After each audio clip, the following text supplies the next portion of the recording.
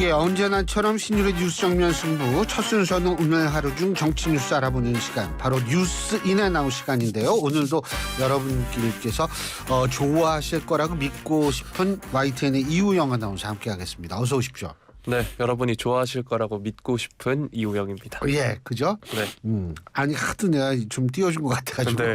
좀 조절에 들어간 거예요. 그렇죠. 네. 이렇게 밀당이 좀 필요한 그렇죠. 시기죠. 그러니까 뭐 모든 관계가 다 밀당이 필요하죠. 북러 관계를 비롯해가지고 네. 뭐 다 그런데, 근데 오늘 지금 그러니까 비가 주말까지는 아마 오는 것 같아요. 네. 근데 주말 지나면 이제 다음 주부터는 이 가을다운 가을이 이제 오는 거 아닌가 네. 이런 생각이 드는데, 아직까지는 진짜 강의실에서도 이 에어컨 키지 않으면은 안 돼요. 네. 다음 주에는 어떻게 되는지 한번 봐야죠.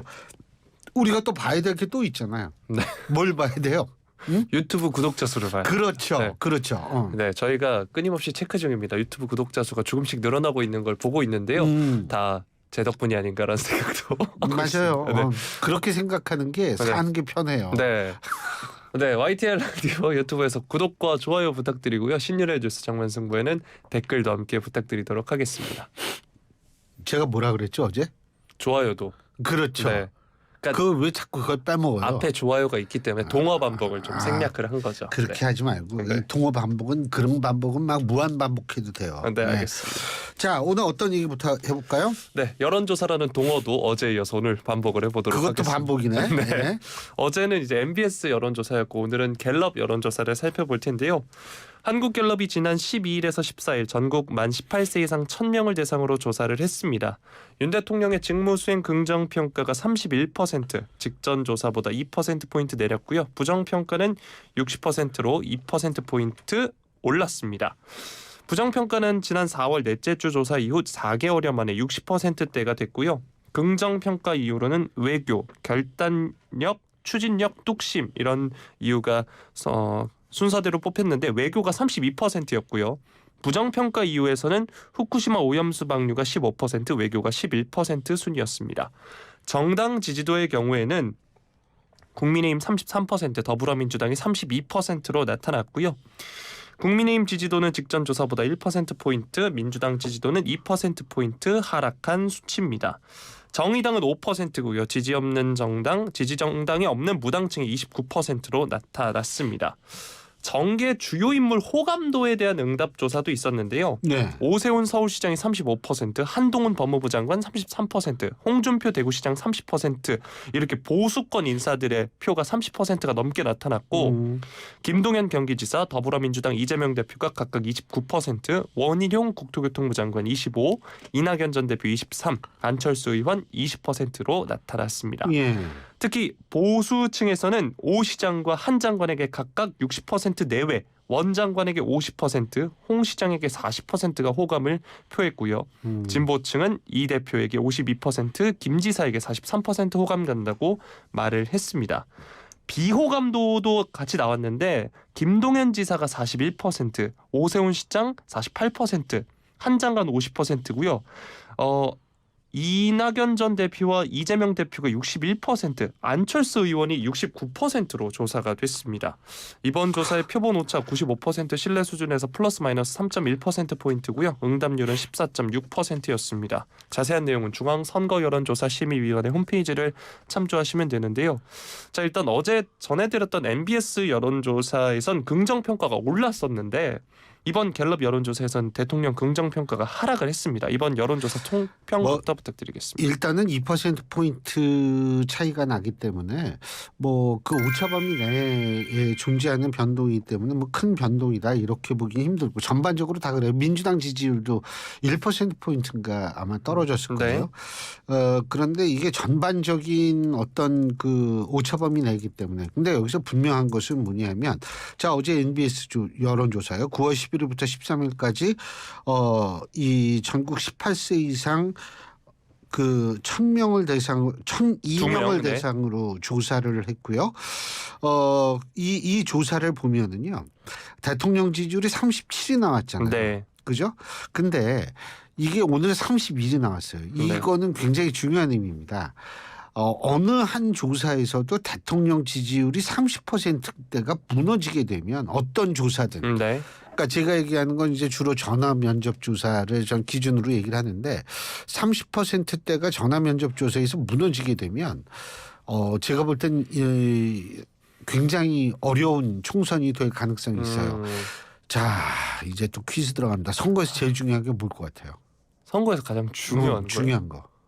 어떤 사람에게 중요한 걸 말씀하시는 거예요? 아니 뭐 선거의 승패를 가는 가장 중요한 요인. 아, 글쎄요. 대통령 지지도? 이거요 그냥. 지지도 얘기하다가 하니까 그냥 찐 거죠. 네. 근데 이게 대통령 지지율이 중요해요. 왜 그러냐면 선거에서 제일 중요한 게 구도거든요. 네. 근데 대통령 지지율이 30% 밑으로 떨어지게 되면 정권 심판론 구도로 흐를 가능성이 매우 농후해져요. 이렇게 되면 사실은 굉장히 힘든 게임을 할 수밖에 없죠.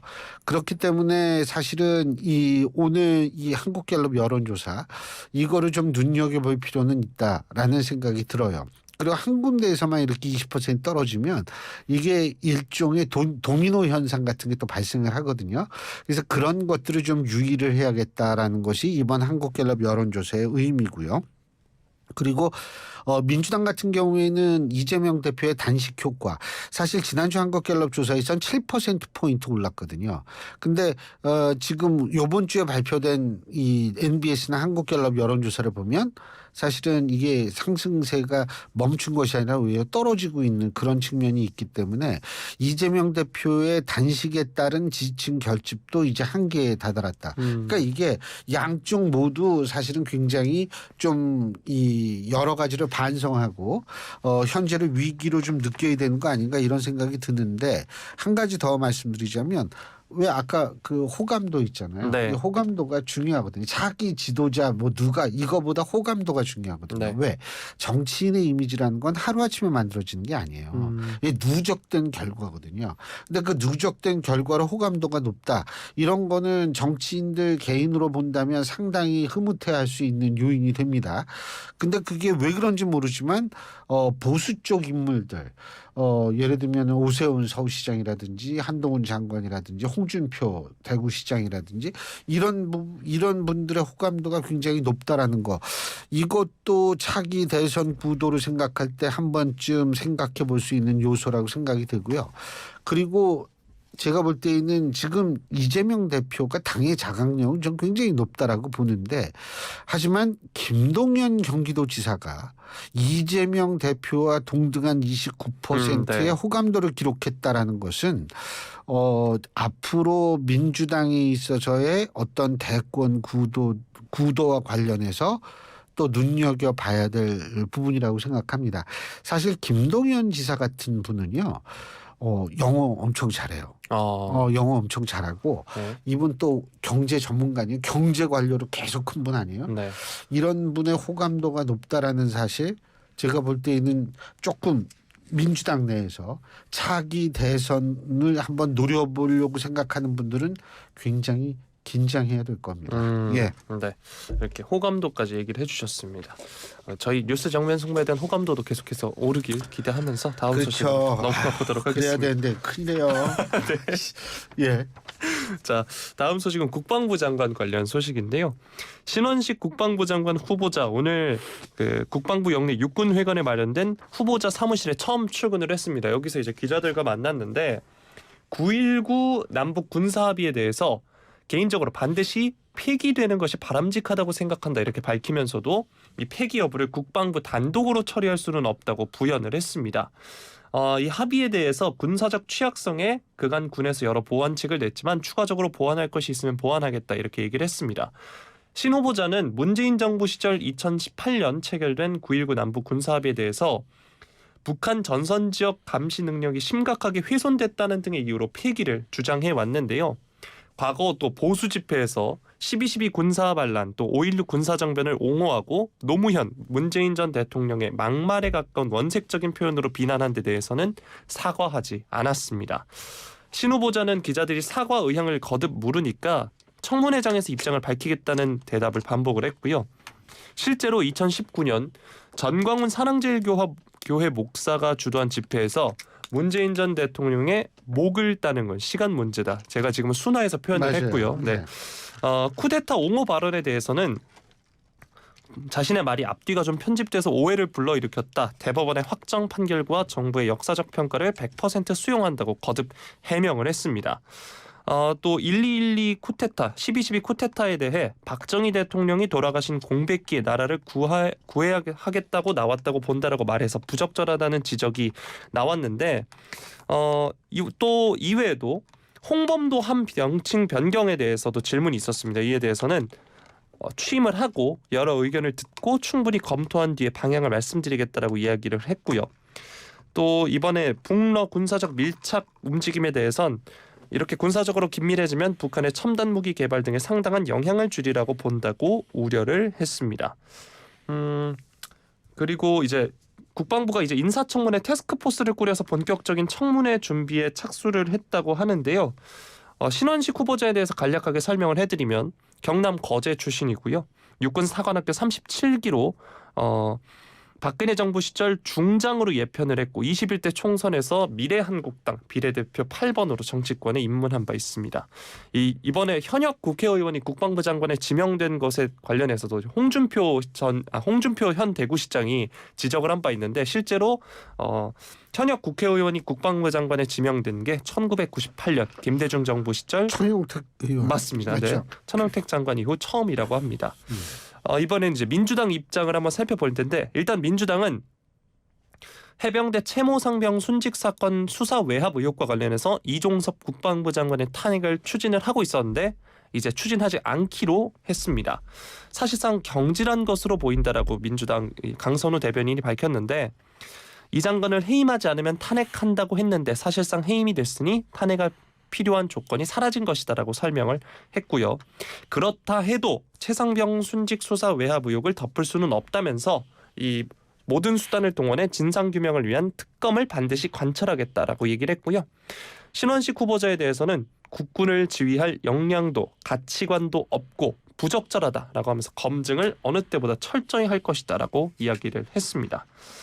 자, 일단 여당 내부에서는 실력 있는 참군인이다. 최고 국방 전문가다. 옹호의 목소리도 나오고 있는 가운데 오늘 이제 천하람 순천갑 당협위원장이 라디오에 나와서 수도권 선거에 굉장히 마이너스인 후보자다. 이런 분석을 내놓기도 했거든요. 그리고 또 신 후보자가 논란이 되는 발언에 대해서 청문회에서 입장을 정리해서 얘기하겠다. 이런 식으로 얘기를 했는데 사실상 사과를 거부했다. 이런 분석도 나오고 있는 상황입니다. 현 상황 어떻게 보고 계시나요? 일단은 저는 이제 국방부 장관에 대한 탄핵을 추진을 하지 않기로 한 거.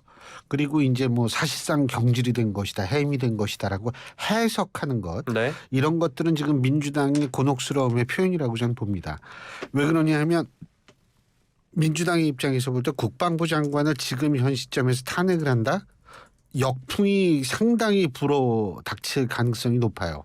그렇기 때문에 제가 볼 때는 물러설 수밖에 없었다라고 저는 분석을 하고 있고, 두 번째 신원식 국방부 장관 내정자에 대한 역사 인식에 관한 문제는 저는 사실 일반 사람들의 역사 인식과 상당히 거리가 있는 역사관을 가지고 있다라는 것은 저는 분명히 그렇게 생각합니다. 저는.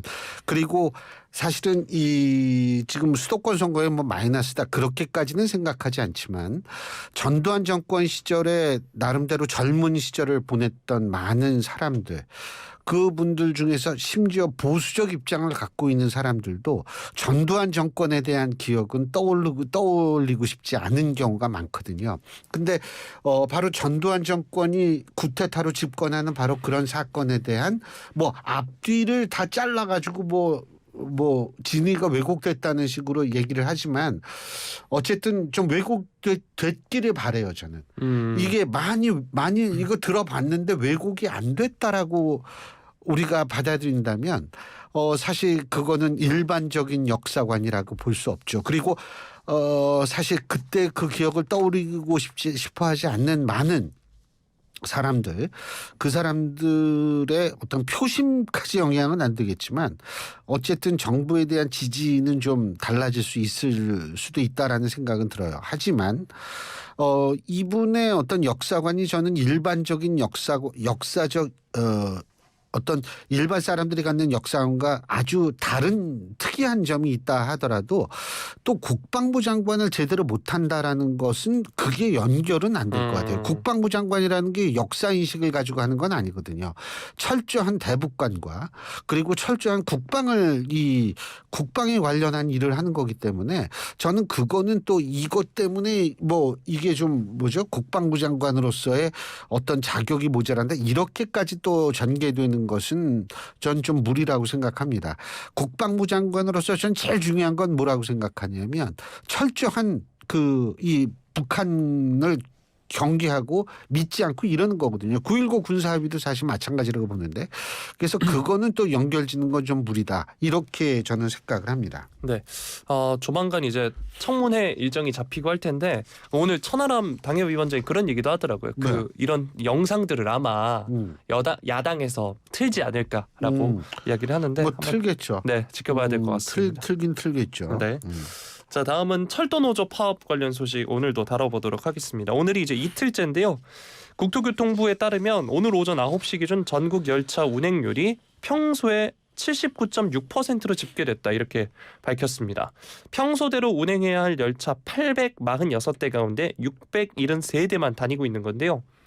열차별 운행률을 또 따져보면 KTX는 77.5%, 여객열차 75.9%, 화물열차가 19.5%, 수도권 전철은 84%입니다. 지금 14일에서 17일 나흘간 1,170편의 열차 운행 계획이 취소됐다고 하는데요.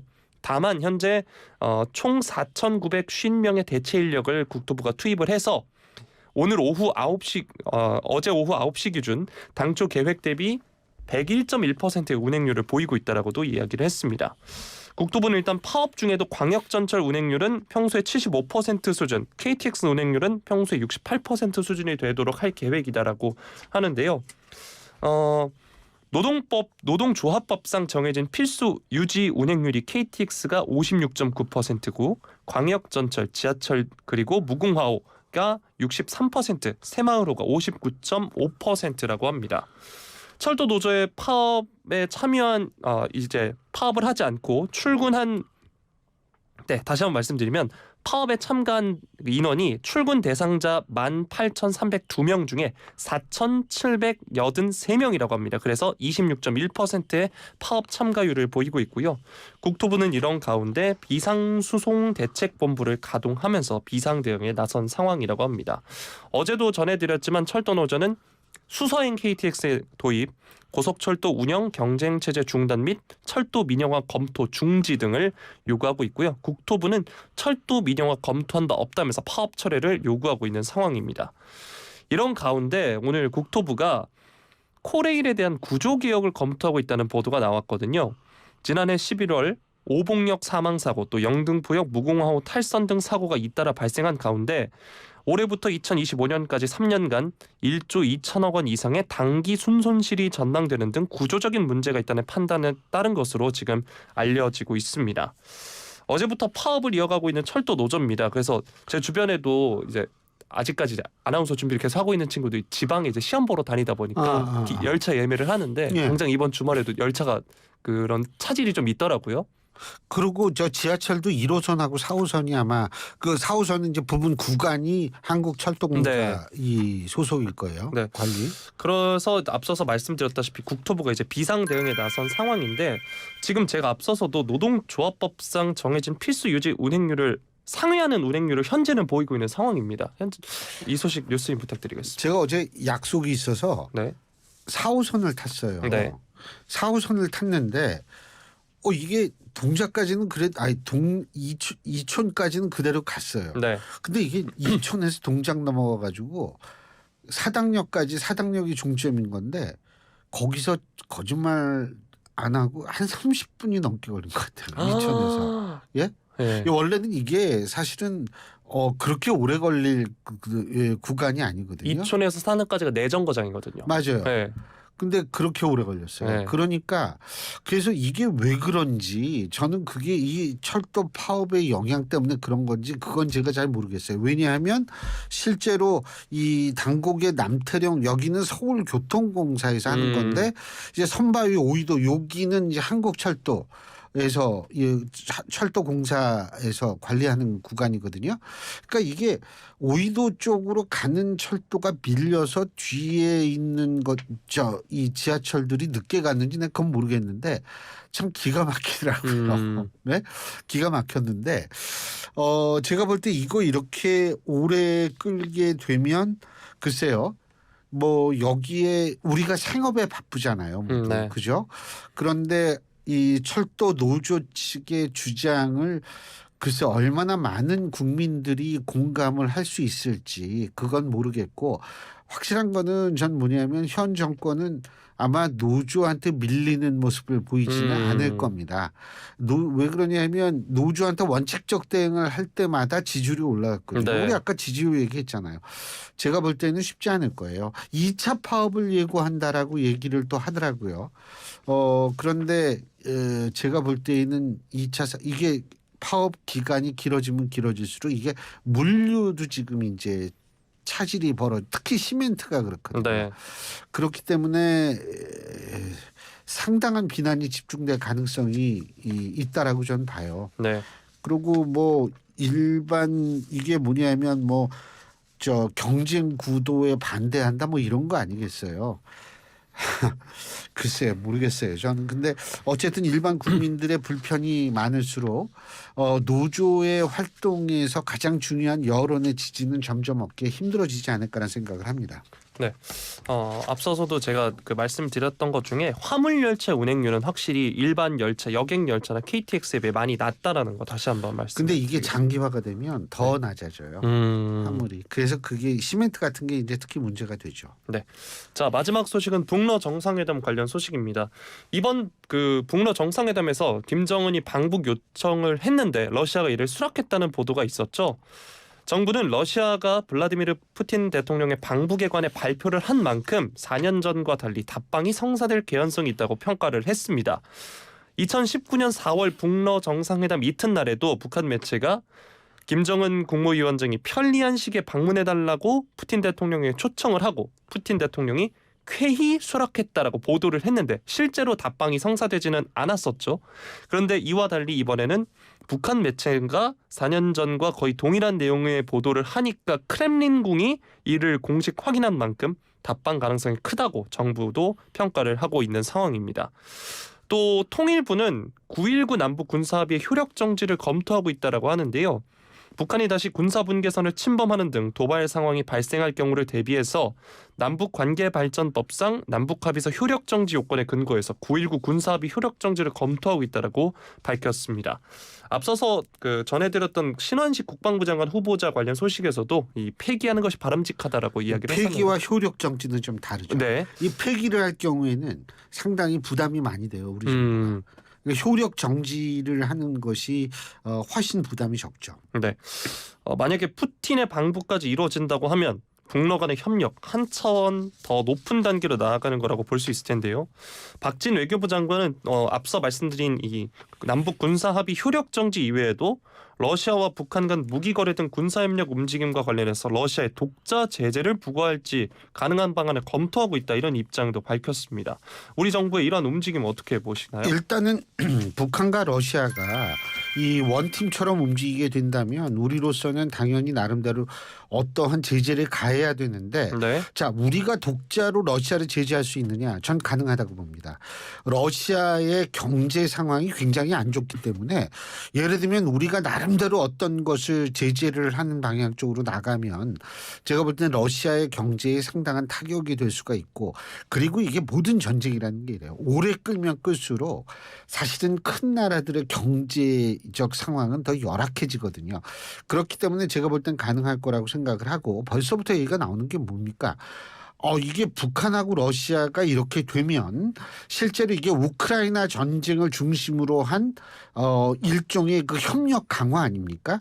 그렇다면은 나토가 가만히 있지 않죠. 그렇게 된다면 이 한반도를 둘러싼 문제가 좀 굉장히 멀리 떨어져 있는 북대서양 조약기구라고 얘기하는 나토와 연결이 될 수 있는 계기가 될 수 있다. 그렇다면 상황은 굉장히 복잡해지지만 하여간 제가 볼 때에는 이 한반도의 위기의 먹구름은 굉장히 급속도로 다가오고 있다. 이렇게 볼 수 있겠죠. 네. 여기까지 해야겠죠? 네. 예. 오늘 그럼 여기까지 하겠습니다. 좋은 주말 되십시오. 아 진짜 주말이네요. 네. 예. 내일도 일하죠. 내일 네. 뉴스앤뮤직도 많은 청취 부탁드리겠습니다. 예. 자 지금까지 YTN의 이우영 아나운서였습니다. 고맙습니다.